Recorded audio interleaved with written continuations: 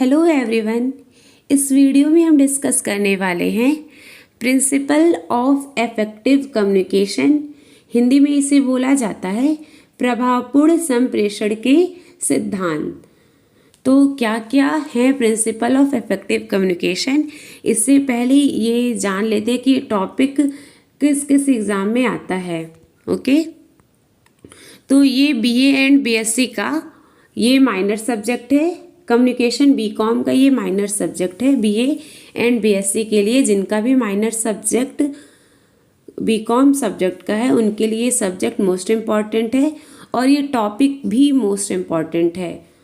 और ये बीकॉम का मेजर सब्जेक्ट है, ये भी आपको पता है। और ये कम्पिटिटिव एग्ज़ाम के लिए ही बहुत ज़्यादा इम्पॉर्टेंट है। यूजीसी नेट एग्ज़ाम के लिए ये पेपर 1 का सिलेबस है और यूपीपीसीएस यूपीएससी के सीसेट एग्ज़ाम के लिए इम्पॉर्टेंट है। तो टॉपिक को शुरू करते हैं। तो आप लोग नोट्स भी बनाते जाइएगा। अगर आप लोग नोट्स बनाएंगे तो हम नेक्स्ट वीडियो डेली अपलोड करते रहेंगे। ओके, तो आप लोग नोट्स भी बनाइएगा साथ साथ, ठीक है, और ग्रुप में नोट्स को भेज दीजिएगा। तो क्या है प्रिंसिपल ऑफ इफेक्टिव कम्युनिकेशन, प्रभावपूर्ण संप्रेषण के सिद्धांत क्या क्या हैं, इस टॉपिक में हम डिस्कस करेंगे।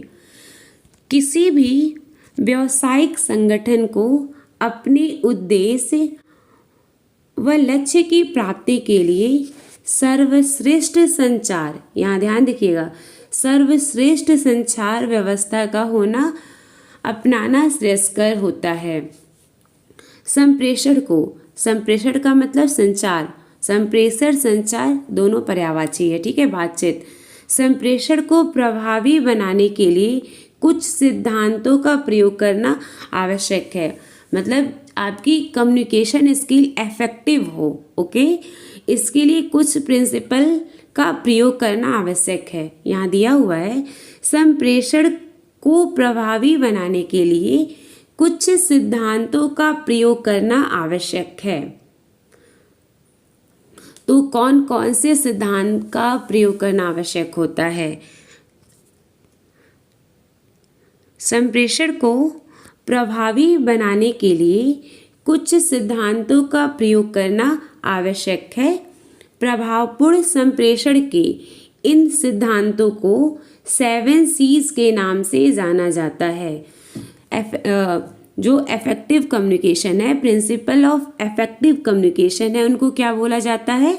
7 C के नाम से जाना जाता है, ठीक है, ध्यान रखिएगा। प्रभावपूर्ण संप्रेषण के इन सिद्धांतों को 7 C के नाम से जाना जाता है। तो 7 C का मतलब होता क्या है, ठीक है, प्रिंसिपल ऑफ इफेक्टिव कम्युनिकेशन को 7 C बोलते हैं। तो 7 C है क्या क्या? तो सबसे पहले आप ये बात ध्यान रखिएगा कि 7 C सारा स्टार्ट किससे है? C से ही है, इसीलिए तो इसका नाम 7 C पड़ गया है। ओके, तो C का मतलब क्लैरिटी होता है। क्लैरिटी को हिंदी में क्या बोलेंगे? स्पष्टता। जो हम कम्युनिकेशन करते हैं ना, क्लैरिटी, जैसे आप हमसे कुछ पूछ रहे हैं तो क्लियर, एकदम सही से बोलिए, क्लियरिटी होनी चाहिए। कंप्लीटनेस होना चाहिए। कंप्लीटनेस को हिंदी में क्या बोलेंगे? पूर्णता। आधा अधूरा बात नहीं होना चाहिए, कंप्लीटनेस होना चाहिए।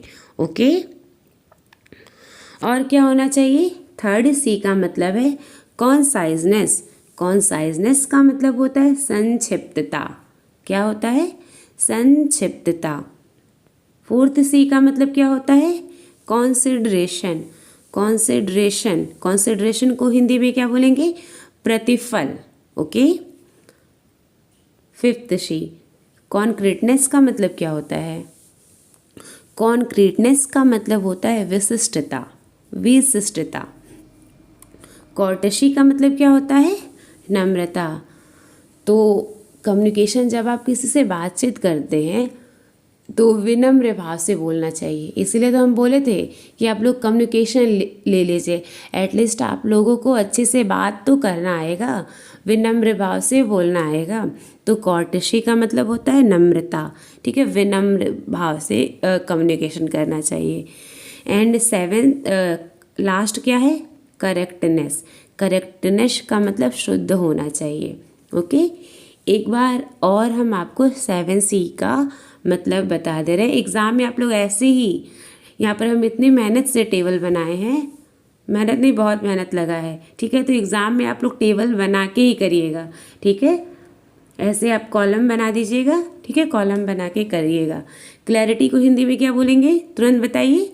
अस्पष्टता, क्लैरिटी। अब आप लोग अब ये एग्ज़ाम में आप लोग ये मत करिएगा 7C आप डाल के C अलग अलग लिख दीजिएगा, तो इससे नंबर नहीं मिलेगा। ये प्रिंसिपल है ना, हर जगह 7C का मतलब यही होगा, तो आप लोग इसको रट लीजिएगा, ठीक है। इस वीडियो को बार बार देख लीजिएगा, कहीं लिख लीजिएगा कि आपको याद रहे, ठीक है।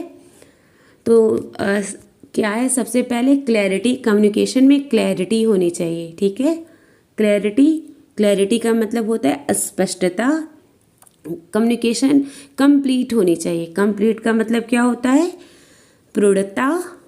संक्षिप्त होना चाहिए। संक्षिप्त को हम क्या बोलेंगे, कॉन्साइजनेस होना चाहिए, कॉन्सिडरेशन होना चाहिए, ठीक है। कॉन्क्रीटनेस, कॉर्टेसी, करेक्टनेस।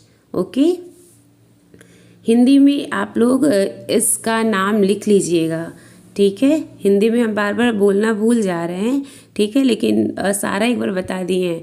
क्लैरिटी का मतलब स्पष्टता होता है। कंप्लीटनेस का मतलब प्रौढ़ता होता है। कॉन्साइजनेस का मतलब संक्षिप्तता होता है। कॉन्सिडरेशन का मतलब प्रतिफल होता है। कॉन्क्रीटनेस का मतलब विशिष्टता होता है। कॉर्टेसी, ये आप हमेशा याद रखिएगा, क्योंकि आपको विनम्र भाव से बोलना है, ठीक है, नम्रतापूर्वक। कॉर्टेसी और शुद्ध बोलना है, ठीक है। करेक्टनेस, तो ये आपको प्रिंसिपल आप लोग याद रखिएगा। ओके।